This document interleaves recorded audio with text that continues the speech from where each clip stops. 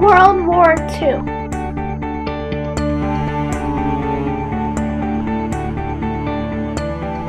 A time filled with misery and strife.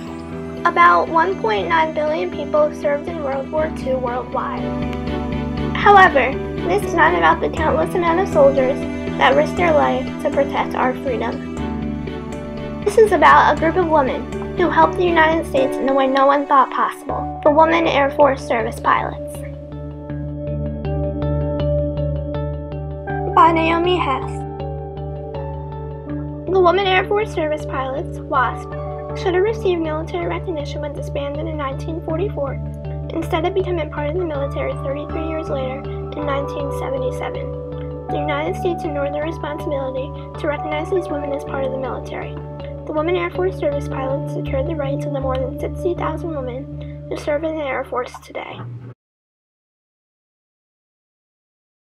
In September of 1942, Nancy Love formed the Women's Auxiliary Ferrying Squadron.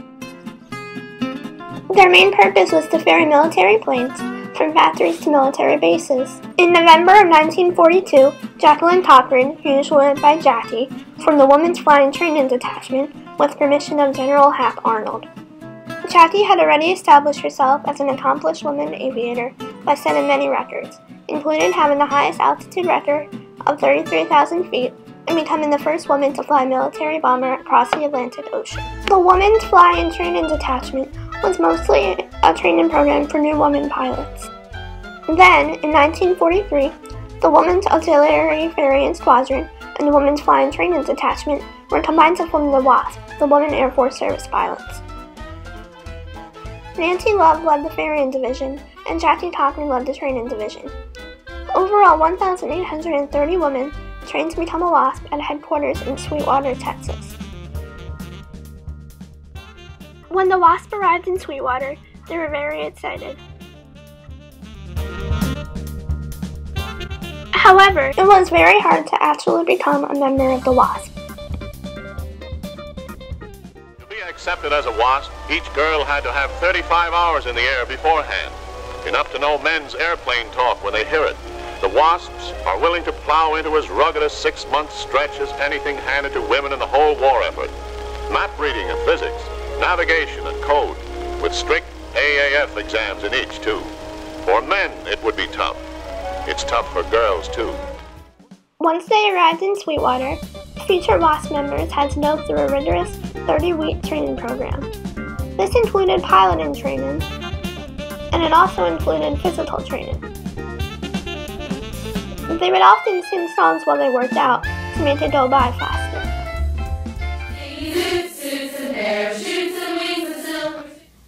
It was a typical training, military training.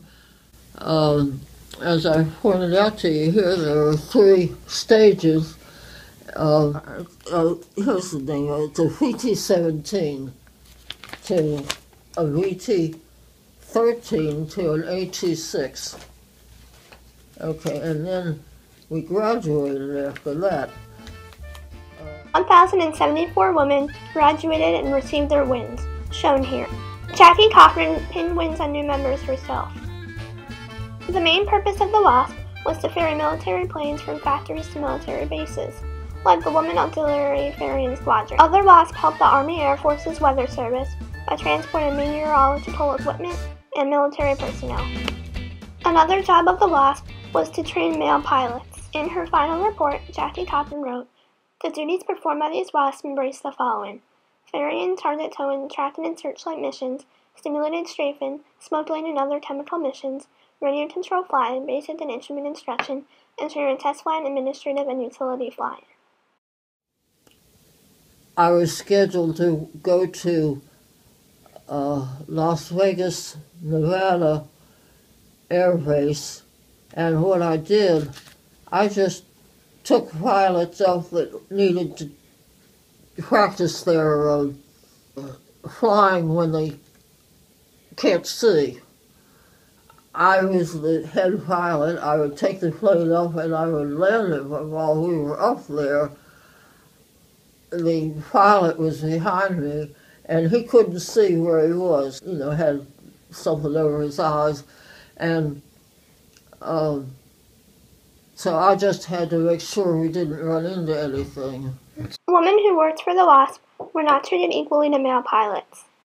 The WASP were not entitled to free life insurance or free health insurance, and at their funerals, they could not be draped with the American flag. You know, we were civilians. We were not hired by the Air Force. Women were treated unequally to men in a variety of ways.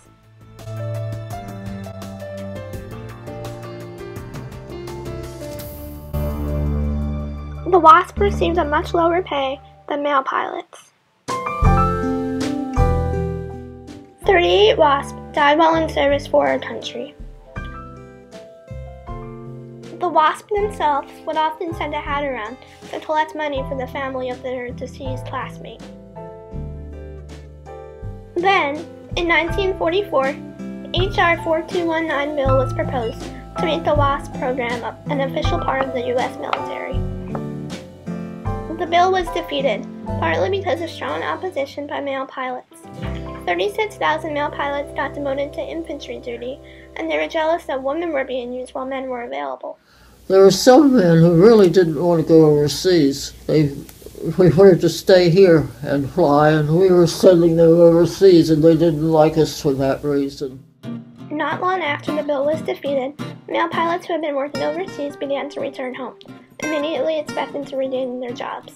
But these men said we were taking their jobs. The WASP were not needed anymore, so they were disbanded. At the graduation of the last group of WASP, General Hap Arnold said, "If ever there was any doubt that women can become skillful pilots, the WASP have dispelled that doubt. I want to stress how valuable I believe the whole WASP program has been for the country. I salute you and all WASP. We at the Army Air Force are proud of you. We will never forget our debt to you." Well, we did a good job, but we were sorry it was taken away from us. It wasn't until 1977, 33 years later, that the WASP program officially became part of the military, thanks to President Jimmy Carter. In 2009, President Barack Obama awarded surviving WASP members the Congressional Gold Medal. This is the front and back of the medal that they received. President Obama said, "The women Air Force service pilots courageously answered their country's call in a time of need while blazing a trail for the brave women who have given and continue to give so much in service to this nation since.